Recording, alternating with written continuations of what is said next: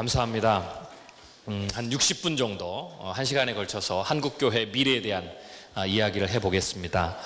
이미 제가 2020-2040 한국교회 미래 지도라는 책을 썼는데요. 많은 분들이 읽으셨으리라고 생각이 됩니다. 그 가운데서 중요한 포인트들을 몇 가지 오늘 한 1시간에 걸쳐서 이야기를 해보겠습니다. 시간이 짧은 관계로 거두절미하고요. 곧바로 본론에 들어가겠습니다.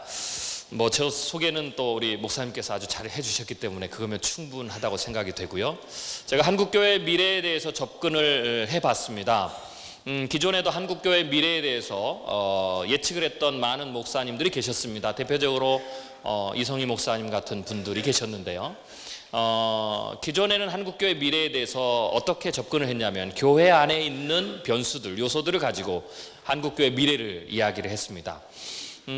저는 좀 다른 접근을 시도했습니다. 한국교회를 둘러싸고 있는 교회 밖의 변화들, 즉 사회의 변화가 한국교회에 어떤 영향을 미칠까, 이 부분을 연구를 했습니다. 왜냐하면 교회는 세상에서 부름받았지만 결국 또 세상으로 보냄을 받고 세상 안에서 세상과 영향을 주고받으면서 사역을 해야 되죠. 또한 성도들은 일주일에 한 번 교회 오지만 나머지 모든 시간은 세상 안에 존재합니다. 세상의 경제, 사회, 문화, 세상의 다양한 영향들이, 그러한 것들이 변화되면, 기술이 변화되고 이러면 그 영향을 받죠. 물론 그 영향을 받고 가장 빠르게 변화하거나 가장 직접적으로 영향을 첫 번째로 받는 것은 기업입니다. 물론 엘빈 토플러 박사가 얘기를 했죠. 가장 늦게 받거나 가장 늦게 변하는 것은 정부입니다. 그런데 저는 거기다 더 하나를 넣고 싶습니다. 정부보다 더 늦게 변하는 것이 교회입니다. 교회는 상식이 다 됐다고 느낄 때 변화하죠.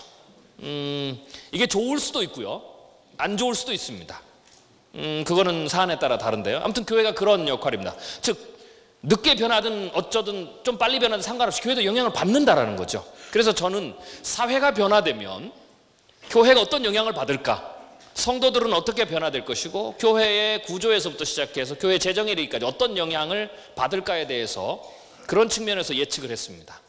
그러면 제 예측은 어떻게 받으시면 좋으냐, 기존의 예측이 틀렸고 제 예측이 맞았다 이렇게 보시면 안 됩니다. 기존의 한국교회 미래에 대한 이야기했던 많은 좋은 목사님들의 이야기와 제가 오늘 여러분들에게 또 한국교회 미래 지도라는 책을 통해서 예측했던 그 내용을 같이 보셔야 됩니다. 그러면 좀 더 좋은 통찰력을, 좀 더 입체적인 통찰력을 갖게 되죠. 그래서 보완의 관계라고 보시면 되겠습니다. 제가 특별히 이 책은 3권의 책으로 구성을 했습니다. 한국교회 미래 지도는. 첫 번째가 위기를 다뤘습니다. 그래서 오늘 위기 얘기를 좀 많이 할 거고요.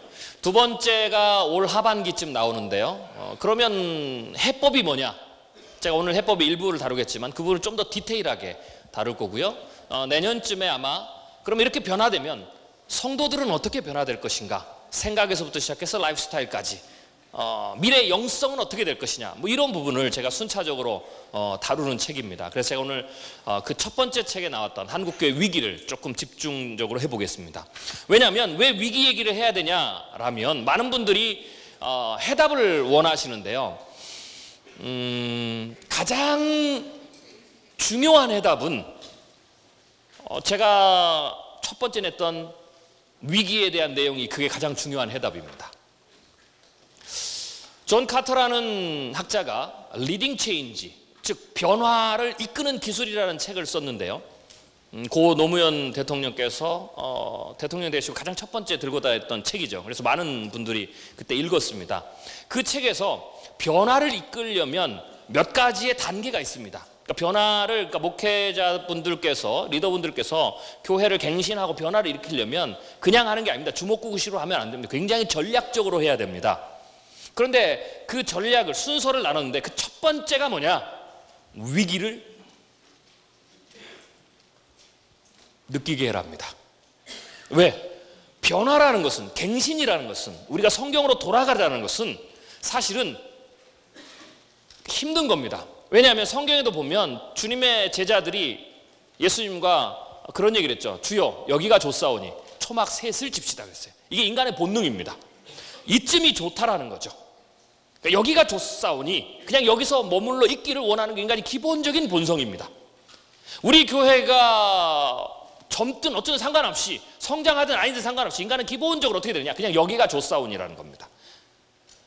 변화라는 것은 특히 기독교가 얘기하는, 우리 교회가 얘기하는 변화는 성경에서 얘기한 이스라엘 백성들이 수천 년 동안 끊임없이 하나님을 통해서 도전받았던, 끊임없이 기준으로 받았던, 그것 때문에 끊임없이 동기부여도 되고 용기도 부여받았지만 끊임없이 그것 때문에 채찍질을 당했던 그 하나님의 기준으로 돌아가는 겁니다.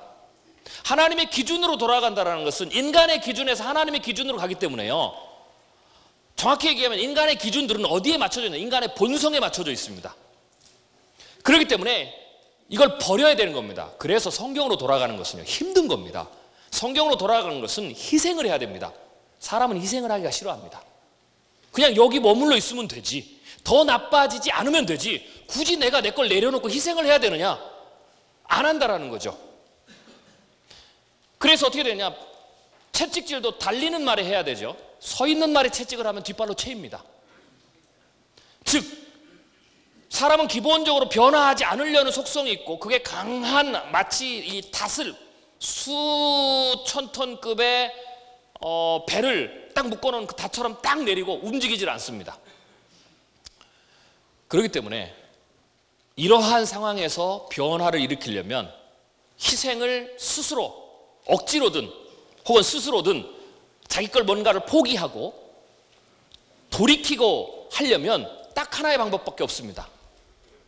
위기를 느끼는 거죠. 스스로 위기를 느껴야 변화를 합니다. 고등학교 고3 학생이 내가 이대로 놀다가는 대학 떨어지겠다, 위기를 느껴야 됩니다. 그래야 공부를 하죠. 사업을 하는 분이 내가 이렇게 하다가는 망할 수 있겠다 라고 위기를 느껴야 구조조정을 하는 겁니다. 우리 가정살림 이렇게 하다가는 큰일 나겠다, 이렇게 막 해프게 써서는 큰일 나겠다, 위기를 느껴야 그때부터 가계부를 씁니다.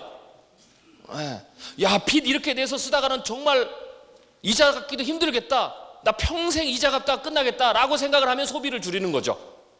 이게 사람이 위기를 느꼈을 때 하는 생각입니다. 그래서 변화는, 사람은, 저도 아이를 켜보니까 그렇더라고요. 둘로 나눠지지 않습니까? 첫 번째 부류의 아이는 말로 하면 듣습니다. 근데요, 10명 중에 1명이나 그럴까요? 대부분은 말로 해서 들어야 되는데, 그럼 굉장히 지혜로운 겁니다. 근데 대부분은 매가 몸에 닿아야 말을 듣습니다. 개 중에 하나는 이렇죠. 매가 몸에 닿아도 말을 안 듣습니다. 이렇게 세 부류더라고요. 대부분은 그렇습니다. 즉 위기가 내 몸에 와야 사람은 변화되는 것이 기본적인 본성입니다. 그걸 나쁘다고 하지 마십시오. 그게 본성입니다. 그래서 변화를 이끄는 기술 혹은 변화의 전문가들은 그래서 첫 번째, 위기의식을 느끼게 해라 라는 게 중요하죠. 한국교회도 마찬가지입니다.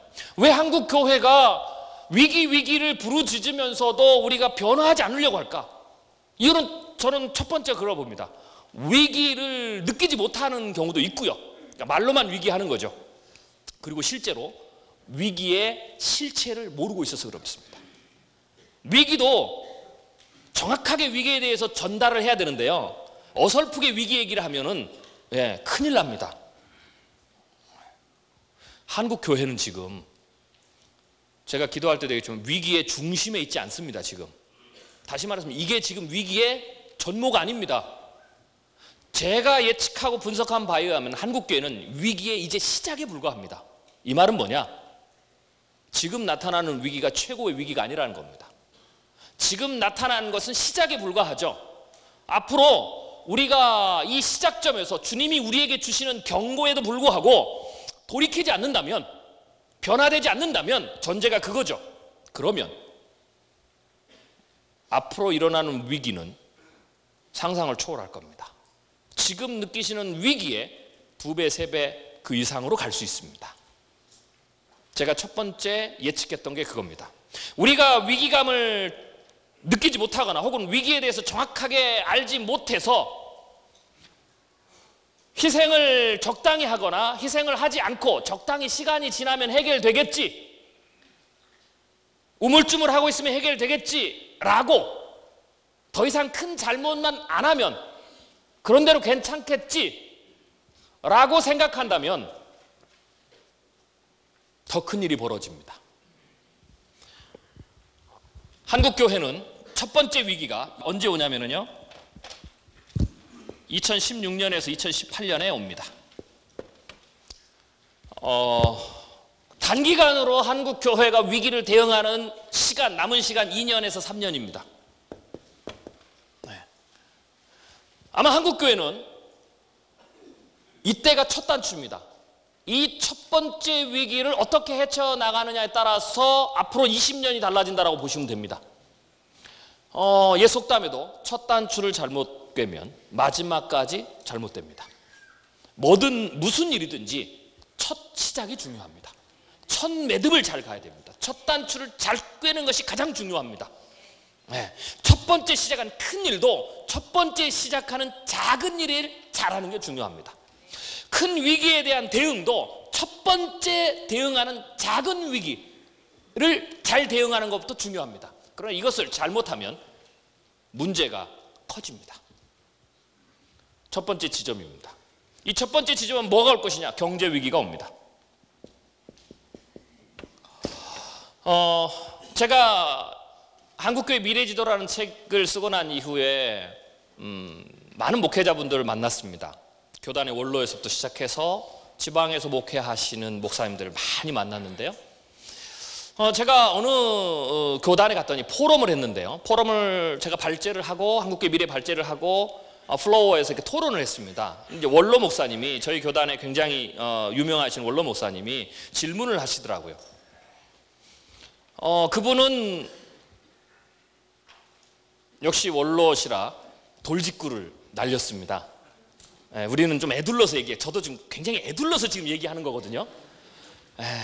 이 40대 젊은 목사가 이거 참 얘기하는 게 쉽지 않습니다. 제가 너무 감사한 거는 불과 40대에 있는 이 소장학자 젊은 목사가 이야기한 내용에 대해서 수많은 여러분 같은 목회자님들, 선배님들, 교단의 어르신들이 귀 기울여 들어주신다는 게 제가 제일 감동했던 거고요. 그게 한국교회 저는 희망의 시작이라고 봅니다. 할렐루야. 그분이 돌직구를 던졌습니다. 최 박사님, 제 생각에는 한국교회 위기 극복이 안 될 것 같습니다. 제 생각에는 그렇게 강의한다고 안 변할 것 같습니다. 그렇게 얘기를 하시더라고요. 저도 마음속 깊은 곳에서는 그렇게 예측하고 있습니다. 그래서 이제 그분의 질문은 그 다음입니다. 아까 제가 아이들의 세 부류를 얘기했죠. 말을 해서 알아듣는 지혜로 하나, 두 번째는 내가 몸에 닿아야 알아듣는, 마지막은 몸에 닿아도 끝까지 저항하다 장렬히 산화하는 이런 부류가 있습니다. 이게 사람의 본성이기 때문에 미래를 예측할 때는 사람이 가장 중요한 예측의 변수입니다. 뻔히 답이 있음에도 불구하고 사람이 어떻게 움직일까라는 거죠. 안 한다라는 거죠. 답이 있는데 그래서 충분히 그 답으로 가면 해결이 되는 거라고 예측하고 학자들은 그래서 그 일이 안 일어난다고 얘기합니다. 그런데 사람은 그 길을 안 갑니다. 그래서 그 목사님께서 그러시더라고요. 한국교회는 매가 몸에 닿아야 움직이기 시작할 거다. 그리고 두 번째, 하나님의 한국교회를 사랑하시기 때문에 성경을 봤을 때 사랑하는 자를 깨닫게 하기 위해서 채찍을 드시죠. 그 얘기를 하시면서 저한테 질문이 이겁니다. 그분은 그렇게 하실 거라고 하나님이 보시는데, 그래야 한국교회 변화되고 보시는데, 그러면서 만약 그렇다면 하나님께서 구약에서는 기근이나 칼이나 연병이나 뭐 이런 걸로 이스라엘 백성들을 쳐서 돌이키게 했는데, 지금 만약에 하나님께서 우리를 치신다면, 한국교회를 치신다면 뭘로 치시겠습니까? 라고 그 질문을 하신 거예요. 미래학자로서. 제가 주저없이 얘기를 했습니다. 두 가지입니다. 하나님께서 오른손의 칼과 왼손의 칼을 들고 있습니다. 오른손의 칼은 자본주의 시대에 가장 무서운 게 뭘까요? 구약의 시대는 그들이 가장 무서운 게 전쟁, 연병, 기근 뭐 이런 거였습니다. 칼. 농경 시대였기 때문에요. 전염병이 돌면 다 죽습니다. 전쟁 나면 끝장납니다. 기근이 들면 답이 없습니다. 농경 시대이기 때문에. 우리 아이들은 흉년이 왔다 그러면은 얘기를 하죠. 아버지들이 보릿고개 얘기하면 애들이 그러죠. 풀빵 먹으면 되지, 라면 끓여 먹으면 되지, 뭐 이러거든요. 지금은 그렇게 안 칩니다. 그걸 쳐도 선진국들은 버팁니다. 그런데요, 그 구약 시대의 기근, 칼, 연병과 같은 동일한 효과를 내는 이 시대에 그게 뭐냐라고 했을 때 자본주의 시대에 가장 무서운 게 뭘까요? 돈입니다. 그래서 하나님이 돈을 치실 겁니다. 그게 경제입니다. 그게 자본주의 시대에 하나님이 두시는 칼입니다. 왼손에는 뭐가 있느냐? 북한이 있습니다. 하나님이 오른손에 칼을 치시기 전에 한국교회가 돌아가야 됩니다. 저는 이렇게 생각합니다. 물론 경제 운영이나 이런 것들은 국가나 기업이나 이렇게 하지만 우리가 하나님께서 이 땅을 통치하시고 그가 이끌어 가시고 모든 것을 주관하신다라는 관점에서 본다면 하나님이 그 칼을 쓰게 할 것이냐 말 것이냐는 청와대에 달려있지 않습니다. 경제 내각에 달려있지 않습니다. 30대 그룹의 회장들의 의지에 달려있지 않습니다. 우리에게 달려있습니다. 그게 우리의 시각입니다. 저는 한국 사회도 그렇게 볼 줄 알아야 된다고 봅니다. 한국 교회가 깨닫지 못하면 하나님이 한국의 경제를 칠 겁니다. 제가 2030년 대담한 미래라는 책을 썼습니다. 이거는 일반 미래 예측서인데요. 저는 주로 교회보다는 저희 사역은 일반 사회의 미래 변화를 예측하는 데 하나님 부르심을 주셨습니다. 그래서 일반 쪽의 시나리오를 많이 발표했는데 최근에 발표한 책입니다. 지도자분들은 이 책을 읽으시는 게 좋습니다. 한국교회 미래 지도와 이 책이 두 개가 쌍입니다. 이 책에서 제가 이런 얘기를 했습니다. 한국에 위기가 올 건데 2016년, 2018년 이번 정부 말과 다음 정부 초에 한국은요 두 번째 외환위기에 갈 가능성이 높습니다. 선방하면 저성장입니다. 그러니까 한국은 저성장입니다. 미국이 올해 내년부터 턴어라운드에 살아나도 내수하고는 일명 이렇게 돼요. 디싱크로나이즈, 비동기화입니다. 상관없습니다. 삼성의 갤럭시 S를 한 대 더 팔아도 우리 교회의 헌금이 늘지 않습니다. 우리 성도들의 미정원의 매출이 늘지 않습니다. 그걸 비동기화라고 합니다. 당분간 그렇게 될 겁니다. 거시적 지표는 올라가도. 그래서 선방해도 저성장이고요. 현재 상황으로 보면 금융위기를 갑니다. 그리고 이 금융위기 사이즈가 얼마나 크느냐에 따라서 그리고 그것을 처리하는 과정이 어떠냐에 따라서 제2의 외환위기의 가능성이 있습니다. 이게 상황입니다. 자, 이 상황에서 경제학자들은 여기를 안 간다고 얘기를 합니다. 참고로 현실 경제에 있는 기업인들이나 전문가들은 이것을 생각하고 있습니다. 그게 학자들과 현실 경제의 차이입니다. 중요한 건 갈 수 있거나 안 갈 수 있거나 가능성인데 제가 말씀드리고 싶은 이겁니다. 그렇기 때문에 하나님이 몇 가지만 틀면 하나님이 몇 번의 정책에서 판단 미스만 하게 하면 한국은 내일이라도 금융위기 갈 수 있습니다. 하나님의 손에 들려 있습니다. 하나님이 몇 가지만 바꾸시거나 상황을 전환시키거나 몇 번의 좋은 통찰력만 발휘하게 하면 금융위기나 외환위기를 안 갈 수도 있습니다. 이게 지금 상황입니다. 하나님이 무엇을 선택하시냐는 교회가 중요합니다. 교회니까 이 얘기를 합니다. 그게 안 믿어지시면 여기 있으실 이유가 없죠.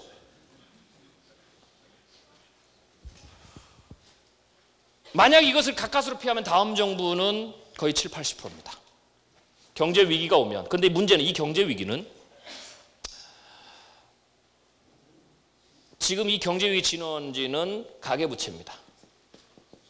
불은 미국이 붙입니다. 금리 인상을 하고 가계부채에 불이 붙고요. 이게 금융권, 기업, 내수시장으로 순차적으로 붙으면서 문제가 커지는 겁니다. 여기에 뇌관이 있습니다. 중요한 건 가계부채라는 거죠. 그래서 만약에 이번에 금융위기가 되면 가계부채이기 때문에 성도들의 부에 직격탑니다. 그래서 교회가 어려워지는 겁니다. 1997년, 18년 전에 외환위기 때는 기업과 은행권의 부채가 많아서 터진 것서 그래서도 그럼에도 불구하고 120만이 실직했기 때문에 성도들이 삶이 어려웠는데 그나마 그때는 나았습니다. 지금은 다릅니다. 지금은 성도들의 문제, 중산층들의 경제적 충격으로 인해서 문제로 금융위기나 외환위기를 가기 때문에 아마 교회로 봤을 때는 1997년보다 더 어려울 겁니다. 1997년은 거기에다가 교회가 마지막 성장기나 성숙기에 올라와 있었습니다. 그래서 버텼습니다. 두 번째 위기는 2028년입니다. 제가 예측한 것은요. 이때는 한국교회 전체 60에서 70%가 55세 이상 은퇴자가 됩니다. 고령화입니다. 14년 남았습니다. 의정부부터 시작해서 서울 외곽 지역들, 정확히 얘기하면 판교부터 동탄에까지 그 벨트로 그대로 전체를 경기도를 다 둘러싼 지역, 지방의 대도시 70에서 80%가 55세 이상 은퇴자일 겁니다. 중소형 도시는 80에서 90%가 은퇴자입니다. 이미 중소형교회는 이 상황이 지금 시작이 됐습니다. 나머지 농촌교회는 뭐 90에서 100%가 전부 다 은퇴자죠. 이게 14년 남았습니다. 이건 전조는 이미 있죠. 지금 주일 저녁예배, 수요일 저녁예배의 인구 구조가 이렇습니다. 성도들의 구조가. 14년, 15년 후에는 대예배가 이렇게 될 겁니다. 제가 이게 왜 그러느냐? 간단하게 여기서 제가 증명해 보일 수 있습니다. 자, 15년 후에 여기 오신 분들 중에서 55세 이상 되실 분 손 들어 보십시오. 15년 후에 55세 이상 되실 분 손 들어 보세요. 15년 후에 지금 나이에 15년을 더해서 55세가 넘는 분 뒤를 돌아보십시오. 손 다 들어보세요. 왜 손을 내리면서 돌아보십니까? 전부 다입니다. 제 말이 안 믿겨지시면 돌아가셔서 주일 대예배 때 이 질문을 똑같이 던져보십시오. 15년 후에 요 퍼센테이지로 갈 겁니다. 15년 남았습니다. 그래서 저는 한국교회는 단기적으로는 2, 3년이 굉장히 중요하고 첫 단추를 깨는데 장기적으로는 10에서 15년이 가장 중요한 때입니다. 이때에 한국교회가 전환점을 마련하지 못하면 재부흥의 기틀을 마련하지 못하면 한국교회는 이때부터는 그대로 무너집니다. 그래서 2050년이 되면 한국교회는 기독교가 전체 300에서 400만으로 줄고요. 주일학교는 15에서 40만, 미취학, 어린이, 청소년 다 합친 숫자입니다. 6만 교회로 보면 대략 4명에서 한 6명 정도입니다. 평균. 미취학, 어린이, 청소년을 다 합쳐서. 그래서 실제는 어떻게 되느냐? 대부분은 은퇴자고요. 8, 90% 이상이. 15에서 40만이라는 것은 대부분의 교회가 청소년부, 어린이 부서, 미취학 아동이 없어집니다. 전조는 이미 있죠. 청년부가 대부분의 교회가 없습니다. 일부의 교회만 몰려있죠. 그 비율대로 청소년, 어린이, 미취학이 다 사라진다고 보시면 됩니다. 그리고 이때가 36년이니까요. 36년 정도 되죠? 여러분 나이에 36을 더해 보십시오. 그게 한국 교회의 300에서 400만 남은 숫자의 인구입니다. 연령대입니다. 전제는 if죠. 이런 이야기도 불구하고 변화되지 않는다면입니다. 이 경고에도 불구하고 목사님 왜 이렇게 한국교회 미래를 부정적으로 보십니까? 라고 생각한다면입니다. 저는 한국교회 미래를 부정적으로 보는 게 아니라 그렇게 하지 않으면 어떤 일이 일어나는지에 대해서 객관적으로 말해주는 겁니다. 이 미래가 현실이 되기를 싫으시다면 지금이라도 위기의식을 가지셔야 됩니다. 그러면 됩니다. 이게 미래학자의 역할입니다. 그런데 이게 위기만 있는 것이 아니라 하나님은 우리에게 기회도 주셨습니다. 기회가 여지가 있다라는 거죠. 이게 중요합니다. 제가 이렇게 얘기하는데요. 미래는 많은 사람들은 이렇게 생각합니다. 어떤 경제적 사건, 사회적 사건, 뭐 기술 이런 것들이 미래를 만들 것이라고 생각합니다. 아닙니다. 사회적인 어떤 일이나 경제적 사건이나 혹은 기술이나 법정치 제도나 뭐 이러한 것들은 미래의 변화의 가능성들을 만듭니다. 미래를 만드는 게 아니에요. 미래의 변화의 가능성들을 만들죠. 경제 위기가 오면 또 다른 가능성을 만들죠. 지금과 다른 가능성을 만들어요. 그래서 그런 것들은 미래를 만드는 것이 아니라 미래의 가능성들을 만듭니다. 미래는 누가 만드느냐? 그 가능성들 중에서 사람이 무엇을 선택하느냐가 미래입니다. 그 선택은 여러분이 하시는 겁니다. 하나님이 그렇게 만드는 게 아닙니다. 내가 만드는 거죠. 위기도 있지만 기회도 있습니다. 앞으로 한국 사회는 종교의 부흥기로 들어갑니다. 굉장히 중요합니다. 종교의 부흥기입니다. 종교의 부흥기가 되는 몇 가지 중요한 이유들이 있습니다. 그냥 종교의 부흥기가 되는 것이 아니라 종교의 부흥기가 되려면 인간의 본성에 비추어 봤을 때 몇 가지 조건들이 맞아져야 종교의 부흥기로 들어갑니다. 첫 번째 조건이 뭐냐? 한국은요, 앞으로 위험사회로 들어갑니다. 기자들이 저한테 와서 많은 인터뷰를 하는데 물어봅니다. 박사님, 앞으로 10년, 20년 한국 사회를 대변하는 키워드를 하나 주시죠. 제가 주저없이 얘기합니다. 위험사회. 위험사회로 갑니다. 사회학자 울리백이라는 사회학자가 처음 쓴 단어입니다. 위험사회. 이 위험사회는 위험이 커지는 사회, 이게 아니라 위험이 일상화되는 사회입니다. 위험이 일상화되는 사회. 이미 우리는 거기에 진입했습니다. 우리 주위에서도 묻지마 범죄에서부터 시작해서 수많은 위험 요소가 있고요. 이거는 인터넷 정보화 혁명 때문에 내가 듣고 싶지 않아도 들려지는 위험이 있습니다. 그래서 우리는 어떻게 됩니까? 하루 종일 위험을 듣습니다. 그래서 위험이 일상화되는 것에 익숙해지는 거죠. 그래서 사람들은 이 위험에 일상화되면 어떻게 됩니까? 스트레스가 크게 증가합니다.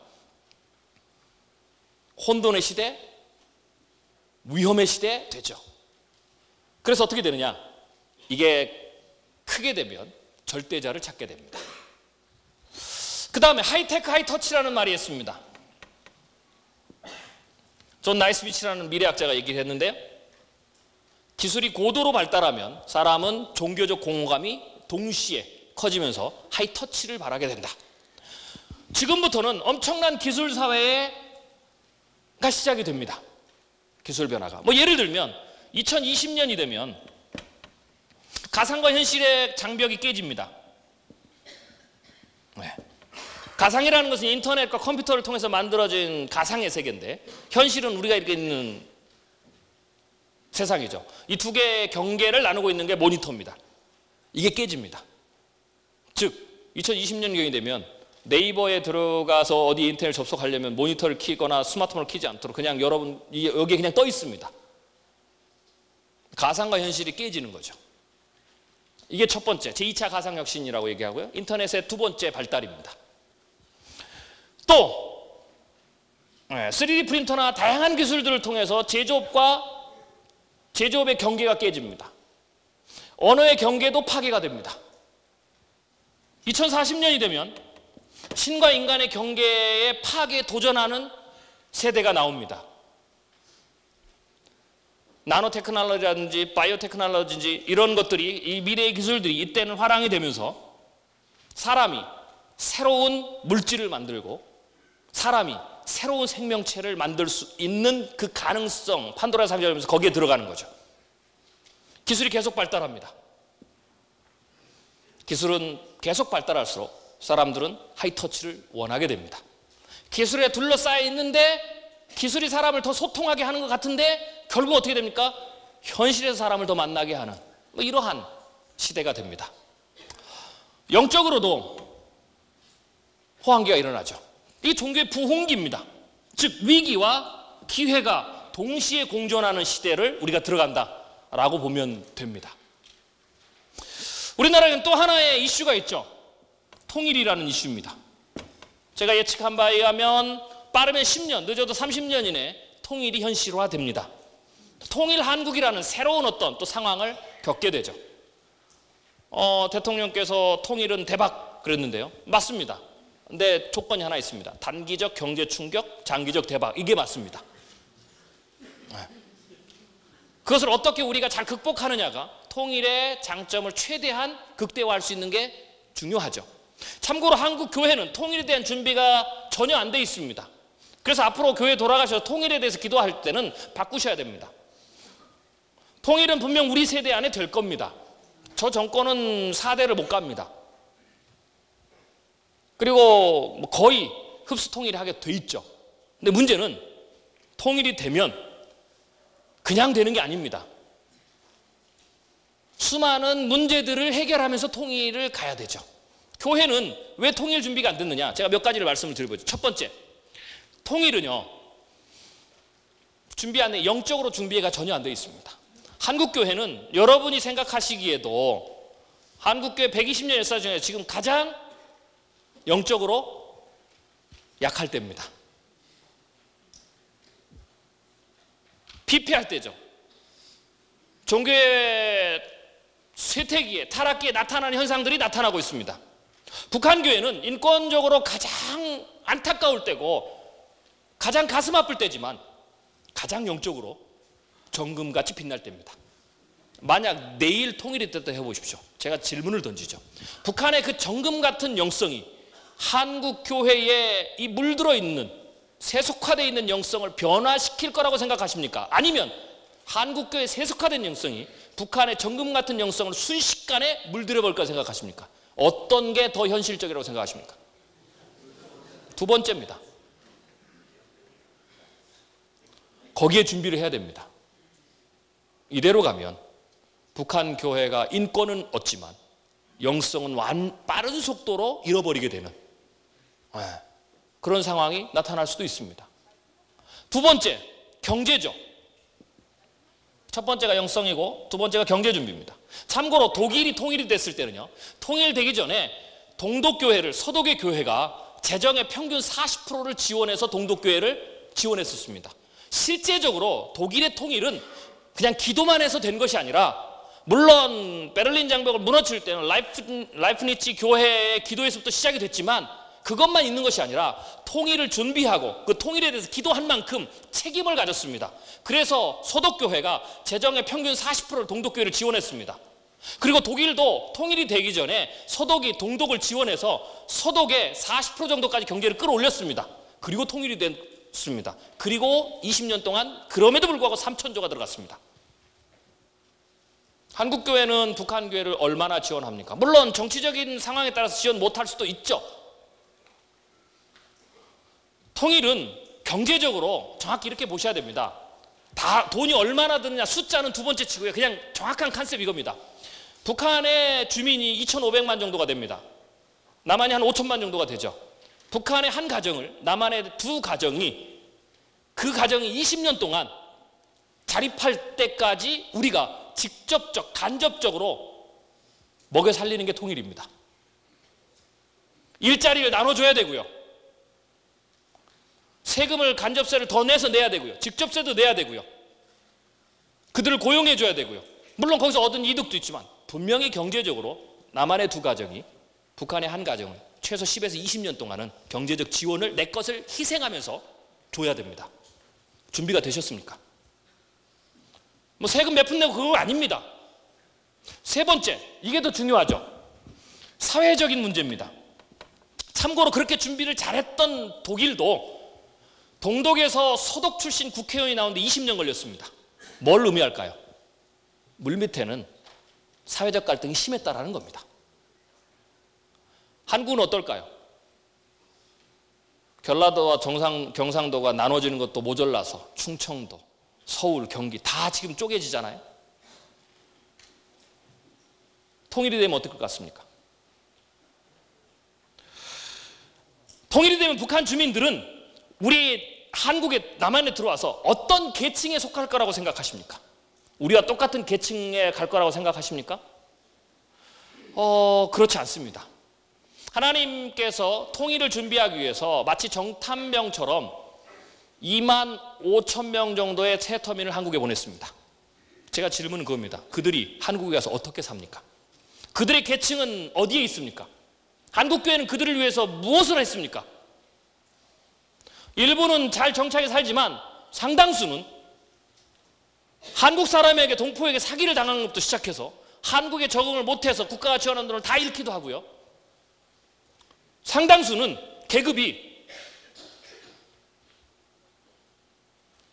한국의 계급이 이렇게 되어 있죠. 상류층, 중산층, 서민층, 외국인 노동자, 세터민. 그게 계급입니다. 2만 5천 명도 감당하지 못한 한국교회가 2,500만 명을 감당할 수 있을 거라고 말할 수 있습니까? 그래서 영적으로도 경제적으로도 사회적인 문제로서도 여러 가지 면에서 한국교회가 준비가 안 됐습니다. 준비가 안 된 건 둘째 치고 이제부터 중요하죠. 준비를 해야 됩니다. 그게 우리의 또 다른 시대적 소명이 될 수가 있죠. 자, 이게 지금 한국의 기회와 위기의 공존입니다.